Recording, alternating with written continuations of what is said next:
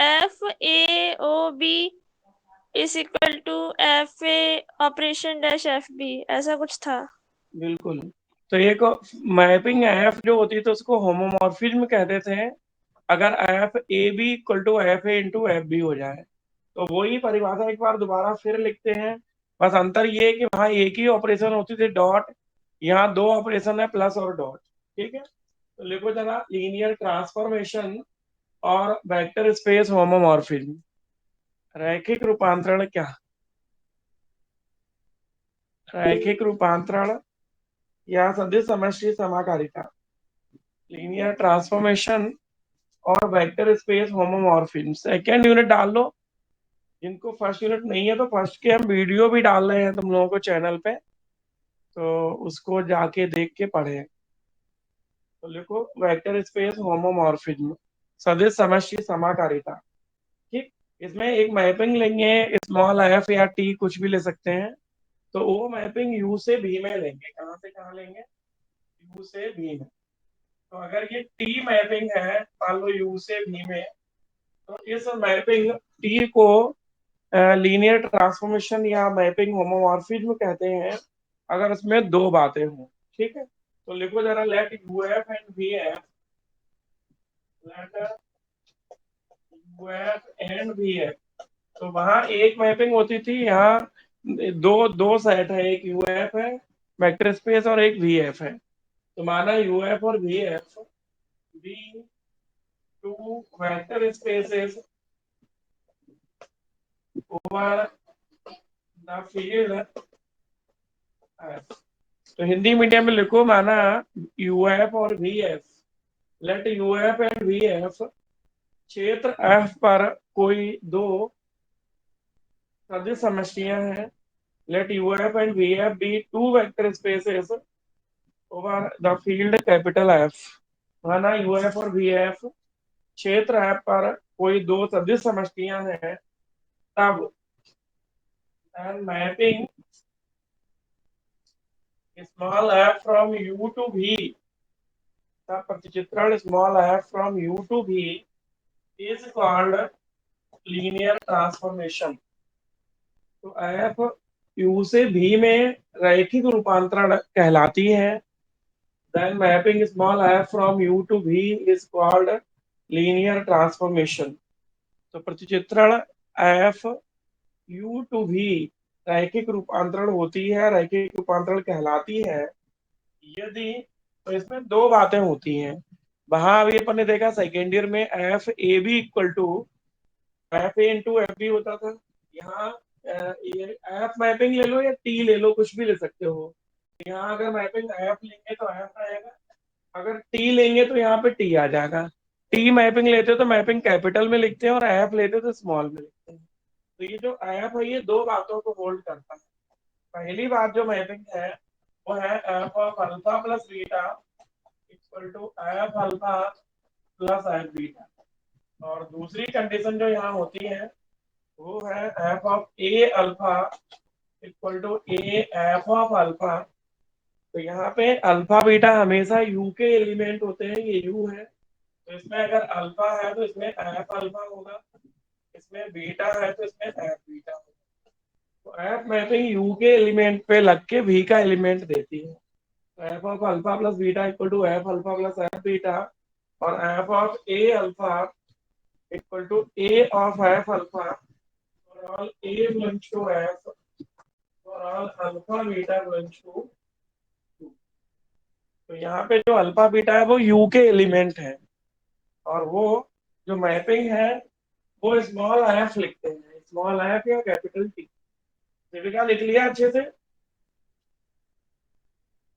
Yes sir, लिख लिया। वही दो वेक्टर स्पेस है यू एफ और V F, be two vector space से दो सदिश समष्टियां हैं, तब प्रतिचित्रण स्मॉल एफ यू से भी में रैखिक रूपांतरण या रैखिक समाकारिता या होमोमॉर्फिज्म, जो नाम देना हो। तो होमोमॉर्फिज्म भी इसको कहते हैं, समाकारिता, और रैखिक रूपांतरण या रैखिक प्रतिचित्रण भी कहते हैं। ठीक है, तो अगर इन दो बातों को सिविका कोई मैपिंग होल्ड करती है तो हम कहेंगे कि वो मैपिंग जो है वो लीनियर ट्रांसफॉर्मेशन है। क्या है? Linear transformation. ठीक है दीपिका? आप बताओ दीपिका, अगर कोई मैपिंग इन दो कंडीशन को होल्ड करती है तो इन्हें कंबाइंड करके हम लिख सकते हैं। ठीक है, तो लिखो, the condition one and two are equivalent. लिखो, प्रतिबंध एक और दो मिलकर the condition one and two, the condition one and two are equivalent to single condition T A alpha plus B beta equal to A T. मत लिखो F, लिखा है तो एफ लिख लो। देखो, एफ या टी कुछ भी लिख सकते हो। तो F of A alpha plus B beta equal to A of F alpha plus B of F B, जहाँ ए और बी हमेशा फील्ड से होंगे और अल्फा बीटा हमेशा यू से होंगे। तो इनका वेक्टर होमोमॉर्फिज्म दिखाने के लिए या तो आप दो कंडीशन प्रूफ करो कि प्लस के लिए और डॉट के लिए अलग अलग प्रूफ करो, या कंबाइंड करके एक ही कंडीशन प्रूफ कर दो कि F of A alpha plus B beta equal to A of F alpha plus B of F B. याद रहेगा? Yes sir. तो दीपशिखा, जो हम लीनियर मैपिंग पढ़ रहे हैं, लीनियर मैपिंग या लीनियर ट्रांसफॉर्मेशन, तो उसमें सर कितनी बातें होनी चाहिए? दो कंडीशंस होनी चाहिए सर। तो या तो दीपशिखा दो कंडीशन होनी चाहिए बेटा, और दो अगर नहीं हो तो उनको कंबाइंड करके एक लिख सकते हैं। ठीक यस सर। है? मैपिंग, कोई मैपिंग एफ अगर इन दोनों कंडीशन को होल्ड करती है कि F of alpha plus beta equal to F alpha plus F beta और F of A alpha equal to, तो दोनों कंडीशन अगर होल्ड है तो हम कहेंगे एफ होमोमॉर्फिज्म है। और अगर दोनों को मिला दें तो ये एक कंडीशन हो तो अभी हम कहेंगे कि एफ होमोमॉर्फिज्म है। याद रहेगा सेविका? Yes sir. तो ये हुई परिभाषा अपनी होमोमॉर्फिज्म की। ठीक है, दूसरी परिभाषा लिखो, आइसोमॉर्फिज्म। ये भी हम लोगों ने सेकेंड ईयर में पढ़ी थी, याद है? आइसोमॉर्फिज्म याद है सेविका? तीन बातें होती थी इसमें। हाँ, 1 1 on 2 और तीसरा होमोमॉर्फिज्म। बिल्कुल। तो अगली परिभाषा लिखो, आइसोमॉर्फिज्म। आइसोमॉर्फिज्म को हिंदी में तुल्यकारिता कहते हैं। आइसोमॉर्फिज्म ऑफ वेक्टर स्पेसेस, सदिश समष्टि तुल्यकारिता। आइसोमॉर्फिज्म ऑफ वेक्टर स्पेसेस, सदिश समष्टि तुल्यकारिता। तो लिख लो, ये लाइन तो लिख लो, माना यू एफ और वी एफ क्षेत्र एफ पर कोई दो सदिश समष्टियां हैं, तब प्रतिचित्रण small f from U to V is called isomorphism. तब प्रतिचित्रण small f from U to V is called isomorphism. Hindi में तुल्यकारिता कहलाता है। यदि, देखो, तुल्यकारिता होने के लिए अभी सिविका बताया कि दो कंडीशन होती है, कि तीन कंडीशन होती है। कितनी होती है सिविका? 3 होती है सर। तीन होती है। तो पहली पहली कंडीशन जो होती है वो होती है एफ इज वन, एफ एक ही है। तो एफ इज वन, तो कोई यूएफ और बीएफ क्षेत्र एफ पर कोई सदिश समस्या है, तब प्रतिचित्रण small f from U to V तुल्यकारिता होता है यदि, नंबर वन, एफ एक ही है। एक ही का मतलब होता है कि यहाँ हमें एक ही जानते हैं हम लोग, वन वन। तो या तो F A equal to F B लेके चले तो ए इक्वल टू बी आ जाता है। तो F alpha equal to F beta लेने के चलने पे, अगर F alpha equal to F beta है, इसका मतलब होगा कि अल्फा इक्वल टू बी। तो ये होता है वन वन, एक ही। तो एफ एक ही है। एक ही का मतलब F A equal to F B लेके चलो और A equal to B proof कर दो, तो ये वन वन हो जाएगा। दूसरी चीज होगी F is onto. F is onto का मतलब बताओ क्या होगा? सर, कोडोमेन के हर एलिमेंट की प्री इमेज डोमेन में होनी चाहिए। बिल्कुल। तो अगर अगर इसमें मान लो अल्फा डैश है, तो अगर इसमें अल्फा डैश है तो अल्फा डैश अगर भी में है तो अल्फा इस प्रकार यू में होगा कि एफ लगाने से अल्फा डैश आएगा, ठीक है। तो एफ इज ऑन टू का मतलब होगा कि फॉर एवरी प्रत्येक alpha dash belongs to V here exist alpha bar belongs to u such that f of alpha equal to alpha dash। तो ये चीज होती है एफ इज ऑन टू मतलब आच्छादक। तो एफ आच्छादक है, तो एफ आच्छादक है, इसका मतलब है कि प्रत्येक alpha dash belongs to V के लिए alpha bar belongs to U इस प्रकार होगा कि F alpha equal to alpha dash, F alpha equal to alpha dash. तो अगर हम ये प्रूव कर लें कि F alpha equal to alpha dash या वी का कोई भी एलिमेंट लें और उसके लिए यू में एलिमेंट ढूंढ लें कि अल्फा डैश अगर वी में है तो यू में एक एलिमेंट होगा जिसपे एफ लगाने से अल्फा डैश मिलेगा, तो हम कहेंगे कि एफ ऑन टू है, एफ आच्छादक है। तीसरी बात बताओ, तीसरी बात क्या होती है आइसोमॉर्फिज्म के लिए? होमोमॉर्फिज्म। तीसरी बात होती है कि एफ इज होमोमॉर्फिज्म, एफ समाकारिता है। तो पहली है एफ इज ऑन टू, दूसरी है एफ इज होमोमॉर्फिज्म, और एक है एफ इज ऑन टू। तो वन वन है, ऑन टू है, और होमोमॉर्फिज्म तो अभी दिखाई ही हमने कि होमोमॉर्फिज्म दिखाने के लिए आपको दो में से एक बात दिखानी है, या तो कंबाइंड करके यही दिखा लो, ये ज्यादा सही रहेगी कि F of A alpha plus B beta equal to A of F alpha plus B of F beta. तो होमोमॉर्फिज्म अगर हम यहाँ दिखा दें तो अभी हमारा काम हो जाएगा, ठीक है। शिविका, इस तरह से तीन बातें अगर किसी मैपिंग में होती हैं या किसी फंक्शन में होती हैं तो हम कहते हैं कि वो फंक्शन जो है वो तुल्यकारिता है। और नोटेशन याद है, अगर यू वी से आइसोमॉर्फिक है तो एक नोटेशन हम लोग लगाते थे, वो नोटेशन याद है? सर वो कॉन्ग्रुएंट जैसा। हाँ, दो डंडे सीधे और एक टेढ़ा, याद है? हाँ हाँ, तो ऐसे। देखो, if U F is isomorphic to V F, यदि यू एफ वी एफ से तुल्यकारी है, if U F is isomorphic to V F, यदि यू एफ वी एफ से तुल्यकारी है, तब देन यू एफ तीन डंडे वी एफ। तो ये तीन डंडे लगते हैं इसको पढ़ते हैं U F is isomorphic to V F. तो इसमें तीन में डंडों में एक है वन वन, एक है ऑन टू, और एक है होमोमॉर्फिक। तो इस तरह से जिस फंक्शन में तीन बातें हो, एक है कि वो आच्छादक हो और समाकारिता, तो यदि एफ या यदि यू एफ वी एफ से तुल्यकारी है तब हम लिखते हैं यू एफ आइसोमॉर्फिक भी है।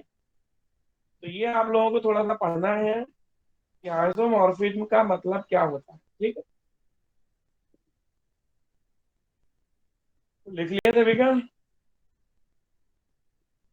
Yes sir. अब देखो, एक थ्योरम है देविका, उसको पढ़ेंगे हम लोग। या पहले क्वेश्चन पढ़ाए देविका कि थ्योरम पढ़ाए? सर कुछ भी करा दीजिए। चलो पहले कुछ क्वेश्चन करके देखते हैं, ठीक है। इस यस यूनिट सर। में थ्योरम ज्यादा नहीं है, अच्छी यूनिट है ये, तो इसमें थ्योरम कम है, क्वेश्चन ज्यादा है। तो इसमें एक क्वेश्चन करके तुम्हें दिखाते हैं, ठीक है। क्वेश्चन कुछ इस तरह से है, बताते हैं। क्वेश्चन देखो, जब इसका क्वेश्चन एक लिखो तो इसमें क्वेश्चन आते भी हैं, थ्योरम एक आएगी, और या दो आएंगे तो दो क्वेश्चन भी आएंगे, या एक थ्योरम तीन क्वेश्चन आएंगे, या दो थ्योरम दो क्वेश्चन आएंगे। तो पहला क्वेश्चन है कि प्रूव दैट, सिद्ध करो कि capital T from V3R to V2R। सबको पता है कि V3R के जो एलिमेंट होते हैं वो ट्रिपलेट में होते हैं, और V2R के एलिमेंट जो है वो ऑर्डर्ड पेयर में होते हैं। तो दिखाओ कि प्रतिचित्र, prove that mapping T V3R से V2R इस प्रकार परिभाषित है, डिफाइंड बाई, इस प्रकार परिभाषित है कि टी ब्रैकेट में ABC equal to C bracket में A plus B for all.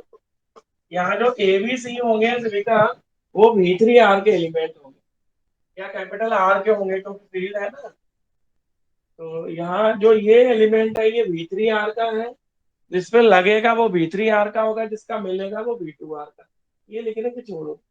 तो दिखाओ कि प्रतिचित्रण T V3R से V2R इस प्रकार परिभाषित है कि T ब्रैकेट में ABC equal to C comma A plus B is a linear transformation. तो सिद्ध करो कि कैपिटल T V3R से V2R इस प्रकार परिभाषित है कि T ABC equal to C comma A plus B रैखिक रूपांतरण है। तो हमें ये दिखाना है कि ये एक लीनियर ट्रांसफॉर्मेशन है। तो इसको हम लीनियर ट्रांसफॉर्मेशन दिखाएंगे, रैखिक रूपांतरण दिखाएंगे। तो लीनियर ट्रांसफॉर्मेशन दिखाने के लिए हमें दो, एक बात बता दीपिका, एक बात दिखाने की दो बातें हैं। या तो कंबाइंड करके ये दिखा दो कि टी सर दो टी दिखा दें। A T A alpha plus B beta, ये वाले दिखा दो कि T A alpha plus B beta equal to A of T alpha plus B of T beta. तो इन दो में से या तो दो बातें दिखा दो या कंबाइंड करके एक दिखा दो। तो प्रूफ लिखो। और दो एलिमेंट लेंगे, एक अल्फा लेंगे एक बीटा लेंगे। तो लिखो माना alpha equal to, let alpha equal to A1 B1 C1 और beta equal to A2 B2 C2। तो माना alpha equal to A1 B1 C1 और beta equal to A2 B2 C2 be arbitrary elements of V3R। तो माना alpha और beta V3R में स्वेच्छ अवयव है। Be arbitrary elements of V3R। तो माना अल्फा और बीटा V3R में स्वेच्छ अवयव है। तो बताओ शिविका, हमें ए और बी और चुनने होंगे, ठीक है। Then for A B belongs to capital R, अब A B belongs to capital R के लिए ये लेके चलना है T of A alpha plus B. यहाँ हम कंबाइंड वाली कंडीशन दिखा रहे हैं, ये वाली कि T A alpha plus B beta लेके चलेंगे और प्रूफ करेंगे A of T alpha plus B of T beta. तो यहाँ हमने कहा अल्फा बीटा V3R में स्वेच्छ अवयव है। अब A B belongs to capital R के लिए टी ब्रैकेट में A alpha plus B beta, तो टी ब्रैकेट में A alpha plus B beta equal to होगा, प्रूफ करना है कि A of T alpha plus B of T beta. ध्यान से देखो सब लोग, देखो टी लिखा रहने दो, ए लिखा रहने दो, अल्फा की वैल्यू लिख लो। तो अल्फा की वैल्यू है A1 B1 C1 plus B लिखा रहने दो, बीटा की वैल्यू लिखो A2 B2 C2। तो इस तरह से हम टी लगा के ए अल्फा प्लस बी बीटा ले लो, ठीक है। आप बताओ शिविका कि ए का मल्टीप्लाई हम करेंगे इसमें तो कितना आएगा। जब हम ए सर का मल्टीप्लाई करेंगे A1,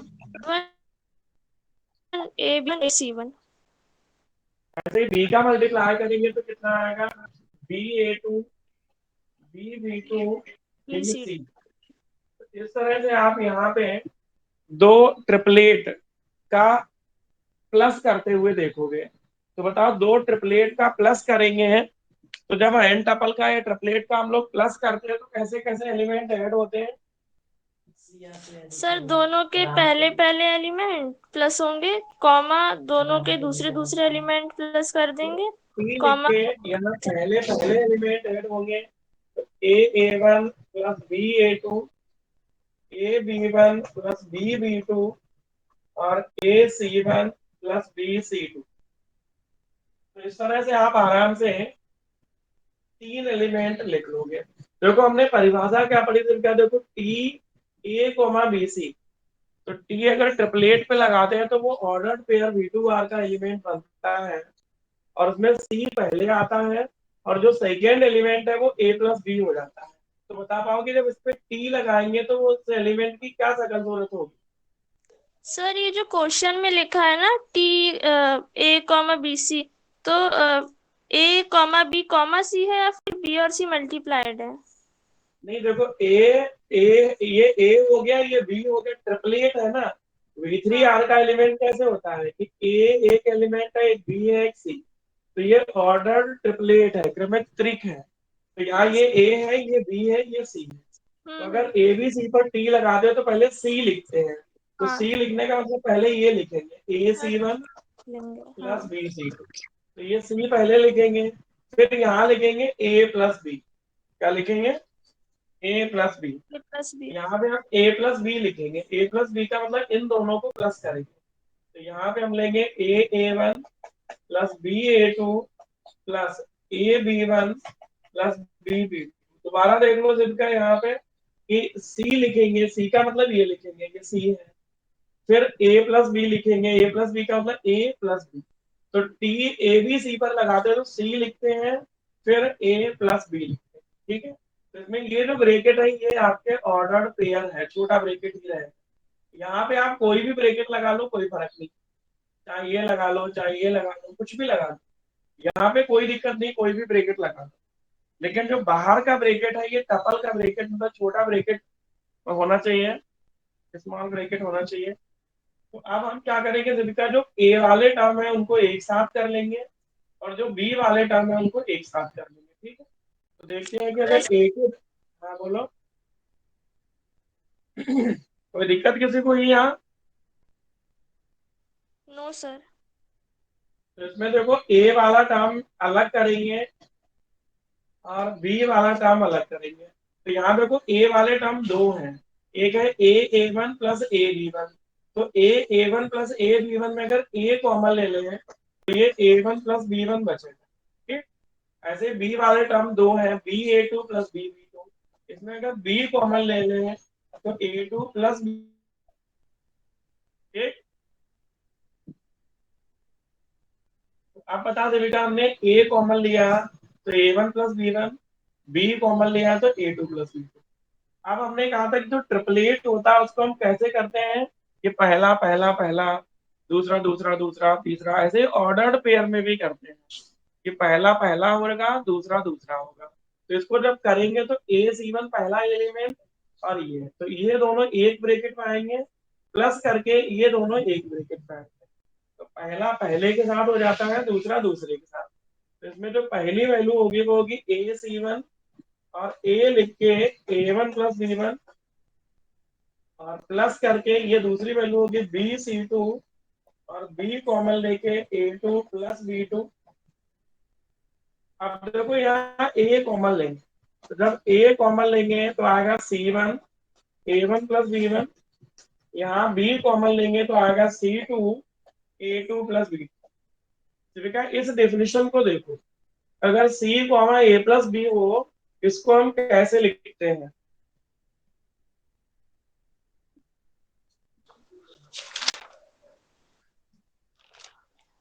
हाँ कहाँ गया, C comma A plus B. C comma A plus B हो, इसको हम कैसे लिखते हैं? Sir T T A B C. Mapping T A B C. तो बता पाओगे इसको हम कैसे लिख पाएंगे, इस मैपिंग को कैसे लिख पाएंगे? सर इसमें टी तो मतलब ये जो ए है ये तो बाहर ही रहेगा, फिर T A one B one C one. Plus B बाहर रहेगा, टी हाँ A two B two C two, यही तो होगा। Yes sir. आप बता दो बेटा, T A one B one C one को हमने कोई नाम दिया था, क्या नाम दिया था? T alpha. तो क्या प्रूफ हुआ? प्रूफ ये हुआ कि T A alpha plus B beta equal to A of T alpha plus B of T beta, ये तो होगा। Yes sir. तो बताओ, साथ बताओ, ये कुछ समझ आया थोड़ा सा क्वेश्चन? सर ये टी वाला समझ में नहीं आया, ये टी कैसे रख दिया? बेटा डेफिनेशन देखो, जो क्वेश्चन है दीपशिका जी, यस दीपशिका क्वेश्चन ये है कि टी ए बी सी पर लगता है तो आता है सी कॉमा ए प्लस बी। तो ये सर। क्वेश्चन में डेफिनेशन है, देखो अच्छे से, कि टी ए बी सी पर लगता है तो आता है सी comma A plus B. Yes sir, आ गया आ गया। तो यहाँ पे देखो सी लिखा है कॉमा ए प्लस बी लिखा है, तो C one comma A one plus B one लिखा है, तो ये हो जाएगा T A one B one C one, ये हो जाएगा टी। डेफिनेशन है क्वेश्चन में, हर क्वेश्चन की डिफिनेशन अलग अलग होगी। तो जितने क्वेश्चन होंगे सबका टी अलग होगा। जैसे टी एबीसी का मतलब अभी ये है सी कोमा ए प्लस बी। अब बताओ, दोनों बातें ना करके हमने एक कंबाइंड वाली बात कर दी। तो कंबाइंड वाली बात हो गई है। तो ये शिविका बहुत इंपॉर्टेंट क्वेश्चन है यहाँ का। सबसे ज्यादा आया हुआ क्वेश्चन यही है और ज्यादा कठिन भी नहीं लगा होगा। तो ये यूनिट थोड़ी सरल है क्योंकि इसमें क्वेश्चन है, थ्योरम कम है। 5-6 थ्योरम है केवल, क्वेश्चन ज्यादा है इसमें। फर्स्ट यूनिट में क्वेश्चन कम है, थ्योरम ज्यादा है। थर्ड में भी क्वेश्चन नहीं है, या ये कह लो कि क्वेश्चन थ्योरम एक जैसे ही है। तो 3 यूनिटों में हमें थोड़ा न्यूमेरिकल भी मिलेगा कुछ कुछ। तो लिख दें कि T is a linear transformation. Hence, T is a linear transformation. इसलिए कैपिटल टी एक रैखिक रूपांतरण है। Hence, capital T is a linear transformation. इसलिए कैपिटल टी एक रैखिक रूपांतरण है। ठीक। तो जो टी है वो क्या है? Linear transformation. जिनका टी एक रैखिक रूपांतरण है, या यूं कह लो कि टी जो है वो एक, क्या कहते हैं उसको, होमोमॉर्फिज्म है। होमोमॉर्फिज्म या रैखिक रूपांतरण एक ही चीज होती है। ठीक। यस देखो सर। एक क्वेश्चन यहाँ और भी इस तरह का है, बहुत सरल है, तो इसको हम ग्रुप पे ही ले लेते हैं क्योंकि इसमें ज्यादा समझाना कुछ है नहीं, बहुत सरल है। तो इसको हम ग्रुप पे ले लेते हैं। सब लोग ये लिख लो यहाँ तक। फिर ग्रुप पे लेके तो दो लास्ट क्वेश्चन में क्या तुम। लिखना है? इसलिए टी एक रैखिक रूपांतरण है। Hence T is a linear transformation। यहाँ पे हमें दो क्वेश्चन और समझाने हैं तुम लोगों को। तो ये 3 क्वेश्चन मोस्ट इंपोर्टेंट है यहाँ से। तो इसको चूंकि बहुत सारा वो लग रही है कि तुम्हें ज्यादा पढ़ाए हम, सरल क्वेश्चनों में दिक्कत नहीं होती है।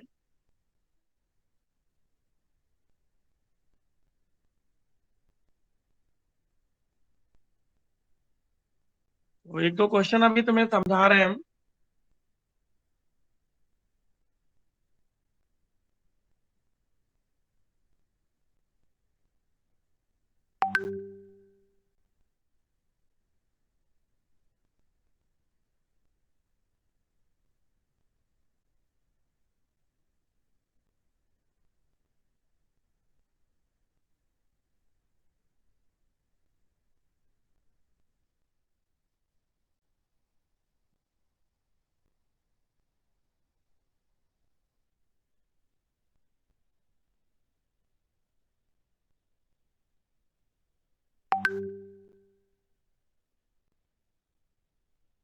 तो ये बताना कि सबको स्क्रीन दिखाई दे रही कि नहीं। हालांकि सबके ग्रुप पे आ चुका है क्वेश्चन, फिर भी एक बार देखो सबको स्क्रीन दिखाई दे रही है।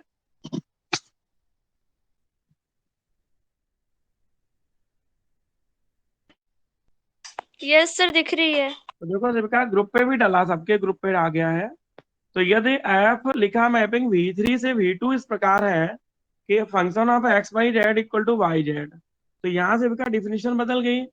Function of X Y Z equal to Y Z का मतलब है कि यहाँ हम एक्स वाई जेड पे फंक्शन लगाएंगे तो केवल एक्स साइलेंट हो जाएगा, वाई जेड बचेगा। अब हमें इसे दिखाना है कि ये भी एक लीनियर ट्रांसफॉर्मेशन है।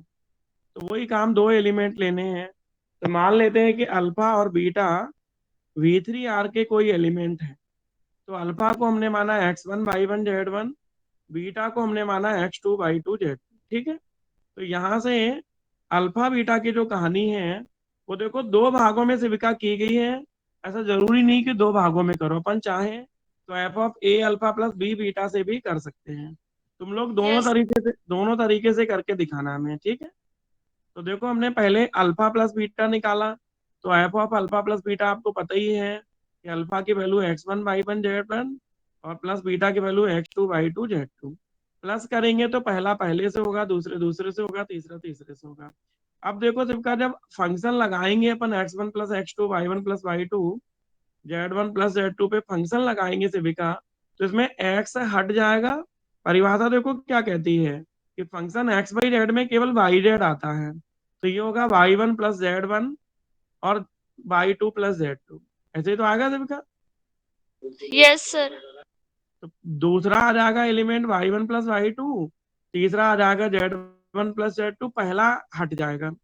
अब इनमें अपन पहला पहला लिखें तो y1 z1, दूसरा दूसरा लिखें तो y2 z2। तो देखो सबका जो y1 z1 लिखा वहां कितना लिख सकते हैं हम?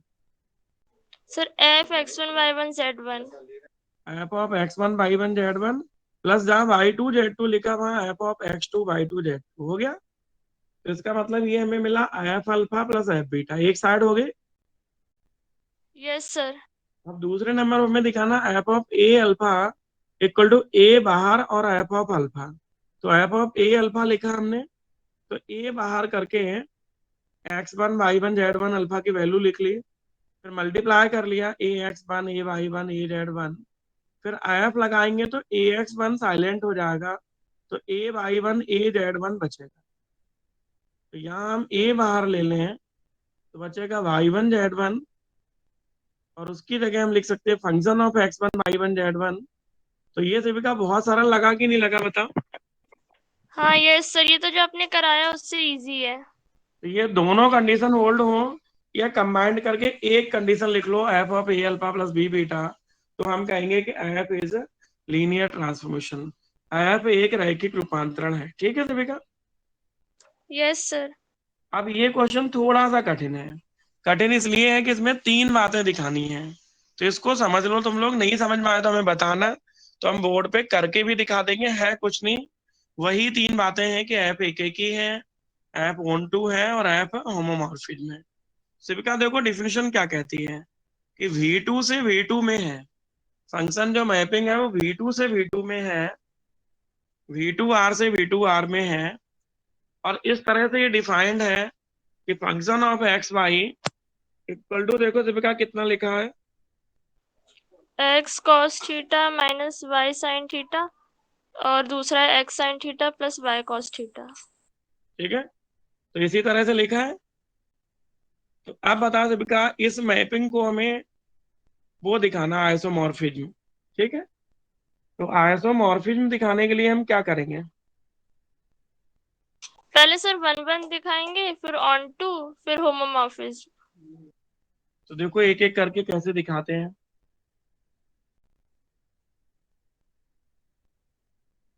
तो देखो सबसे पहले हम लोगों ने लिखा है कि F is one one, F एक ही है। एक एक ही होना ध्यान देना सब लोग कि एक ही का मतलब ये हमें F alpha equal to F beta लेके चलना है और alpha equal to beta proof करना है।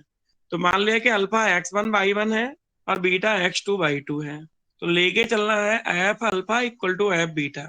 तो F x1 y1 equal to F x2 y2 लेके चलना है। तो परिभाषा देखो सिविका, एफ एक्स वाई का मतलब है X cos theta minus Y sine theta, comma X sine theta plus Y cos theta लिखा है। Yes sir.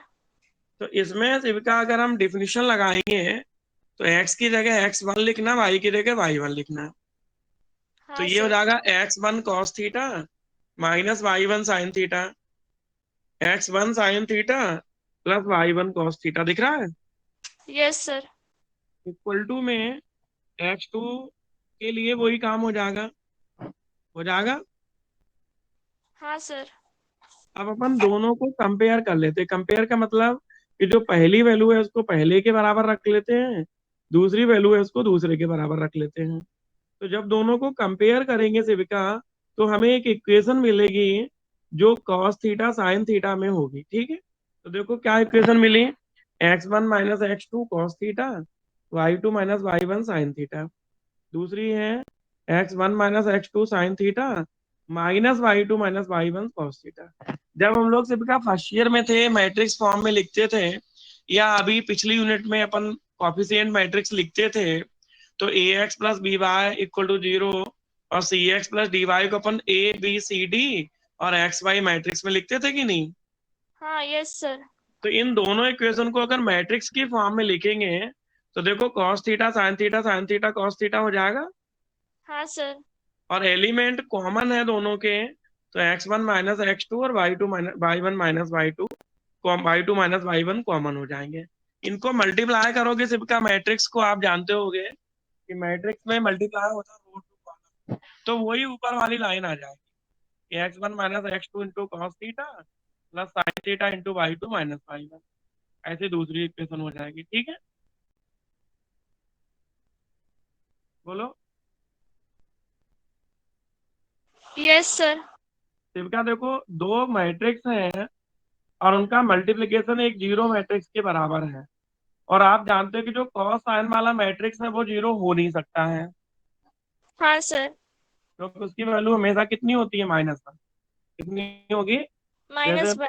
बोल्ड करके देखो, cos square minus sine square आएगा, तो cos square minus sine square 1 होगा, माइनस कॉमन आएगा तो -1 आएगा।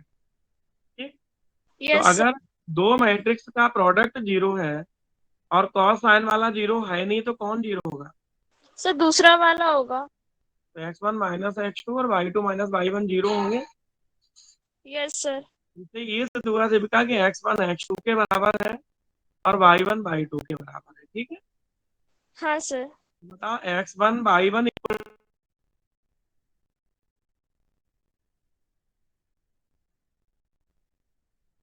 तो कितना आ जाएगा?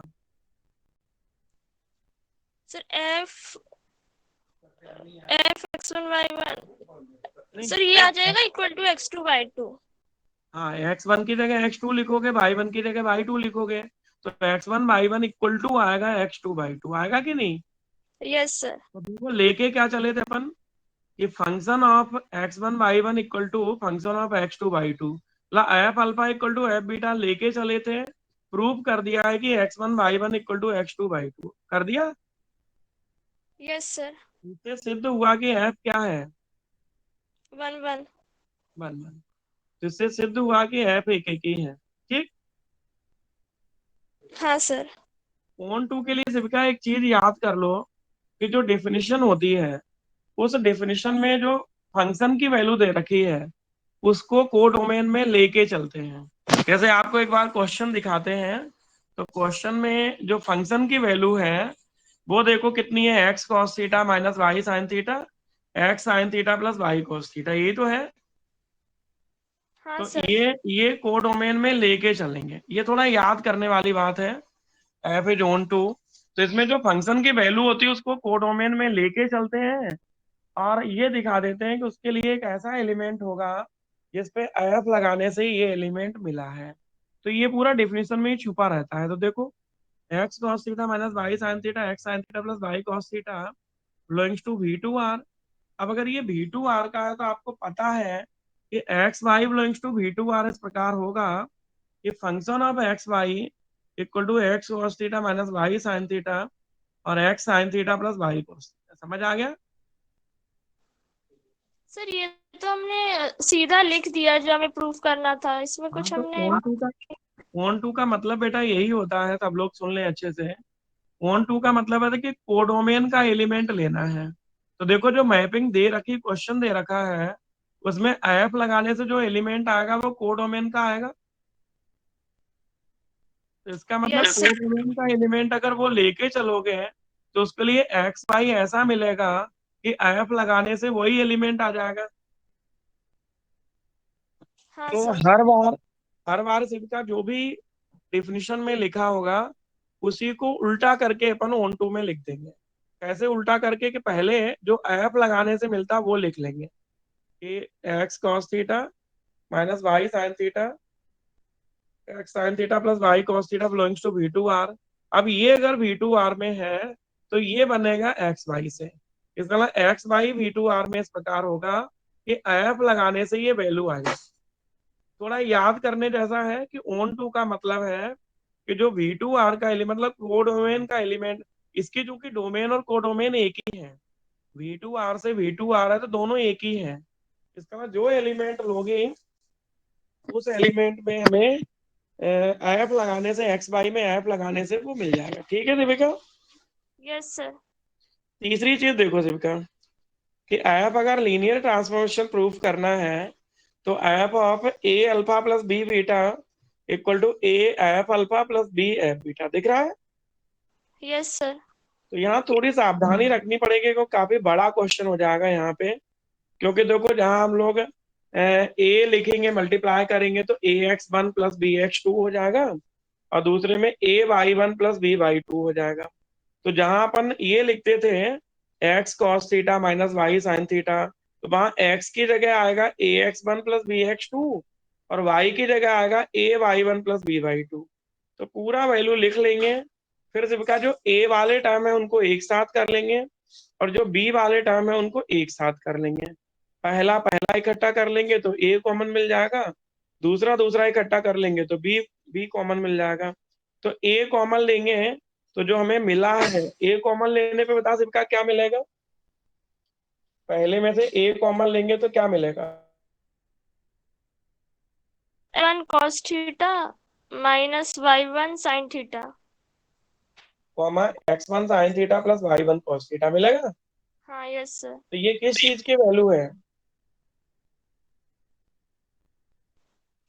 सर ये जो फंक्शन दिया इसी की वैल्यू है। तो ये फंक्शन x1 y1 की वैल्यू है। किसकी वैल्यू है, function x1 x1 y1। y1। ऐसे दूसरा वाला देखो, bx2 cos theta minus by2 sin theta दिख रहा है। हाँ हाँ। तो ये देखो किसकी वैल्यू, इसमें b कॉमन ले ले फंक्शन x2 y2 की। तो देखो लेके क्या चले थे अपन, F of A alpha plus B beta लेके चले थे। ए यस सर। बाहर निकल के एफ अल्फा आ गया, प्लस बी हाँ बाहर निकल के एफ बीटा आ गया। Yes sir. ठीक। तो हम्म। इसे हम कहते हैं कि एफ होमोमॉर्फिज्म है। तो देखो तीनों, ये बहुत इंपॉर्टेंट तीन क्वेश्चन है सेविका। कंसोल्ड देखोगे तो हर साल एक क्वेश्चन इसमें से आया है। तो एक तो हमने करा ही दिया, दो ये है। तो ये तीनों क्वेश्चन अगर तुम लोग कर लेते हो, तो यूनिट 2 बहुत सरल यूनिट मानी जाती है यहाँ से, क्योंकि यहाँ पे थ्योरम ज्यादा है नहीं, क्वेश्चन है। तो क्वेश्चन आपको समझ में आ ही रहे होंगे सभी बच्चों को। ठीक यस है, सर। बोलो बोलो बहन जी बोलो। बोलो, कौन कुछ बोल रहा है, कोई क्या। सर। हम्म। श्रद्धा बोलो। सर आगे था समझ में। आ जाएगा श्रद्धा। ओ यस सर। थोड़ा टाइम देना पड़ेगा, एक बार अच्छे मन से तीनों के तीनों क्वेश्चन कर डालो, ठीक है। फिर अगले टर्म से कुछ थ्योरम शुरू करेंगे, थ्योरम, ठीक है। एक क्वेश्चन हम और डाल देते, तीन अच्छे नहीं लगते हैं, एक क्वेश्चन यहाँ से और डाल देते हैं, ठीक है। एक क्वेश्चन तुम लोगों को और डाल देते हैं। तो जिसको नहीं समझ में आया वो लाइन पे बना रहे, बताए हमें कहाँ पे समझ में नहीं आया।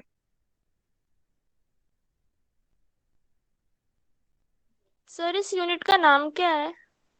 यही नाम है जो नाम अभी लिखा था ना अपने डिफिनेशन में, लीनियर ट्रांसफॉर्मेशन, रैखिक रूपांतरण। Okay sir. तो लीनियर ट्रांसफॉर्मेशन या लीनियर मैपिंग या होमोमॉर्फिज्म एक ही बात है। चाहे अपन ये कहें रैखिक रूपांतरण, या कहें रैखिक प्रतिचित्रण, या कहें वेक्टर स्पेस होमोमॉर्फिज्म, एक ही बात है। ठीक है। तो देखो दीपिका, कुछ क्वेश्चन और भी हमने डाल दिए हैं, तो तुम लोग इनको करो। अच्छी यूनिट है, सरल यूनिट है, और पहली यूनिट से सरल है ये। पहली यूनिट ज्यादा कठिन यूनिट है। तो जिन लोगों की पहली यूनिट नहीं हुई है, बिना संकोच के रहें, हम उनको 100% पढ़ा देंगे। अभी और बच्चे आएंगे उस समय, और वीडियो भी हम एक एक डाल रहे हैं। तो कुछ थोड़ा थोड़ा सा वीडियो से भी पढ़ते रहो, चैनल सब्सक्राइब कर लो, तो जो भी वीडियो डालेंगे वो तुम्हारे उस पे आ जाएगा, ग्रुप पे। ठीक है। तो आज इतना पढ़ो, फिर कल सुबह 10 बजे फिर मिलेंगे, ठीक यस सर। है। एग्जाम्पल 10।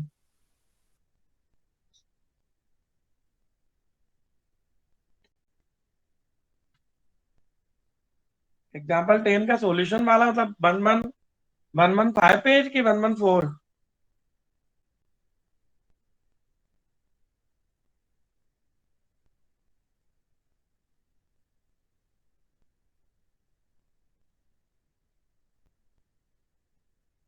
दुर्गेश ये तो कर सकते हो आराम से आज।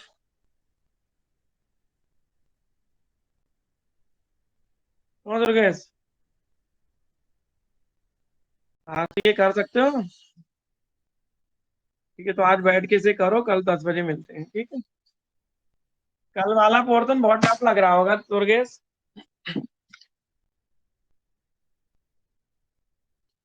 एनालिसिस बहुत कठिन लगता है बच्चों को, स्पेशली उन लोगों को ज्यादा कठिन लगता है जिनकी जिंदगी में थोड़ा वैसा हो गया है। सर हाँ जी। फिर वो आपने अभी आपने डेफिनेशन पढ़ाई थी ना शुरू में सर, मैंने लेट हाँ, ज्वाइन किया था, वो डलवा देना ग्रुप पर। लिख दो, जिस पे कोई ना कोई डाल देगा। साक्षी, डाल देना ग्रुप पे डेफिनेशन।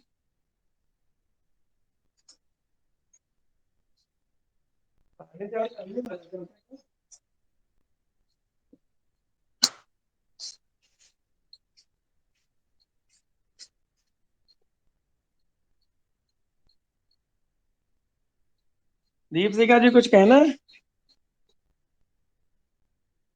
No sir. कुछ मन में हो, कुछ पूछना हो तो बताओ। नहीं सर, अभी तो क्वेश्चंस करके देखेंगे, अगर नहीं आएंगे तो करके नेक्स्ट टाइम देखो, पे पूछ सारे लेंगे। सारे कर डालो। ठीक है, आज सब क्वेश्चन कर डालो गुस्सा में आके, ठीक है। Yes sir.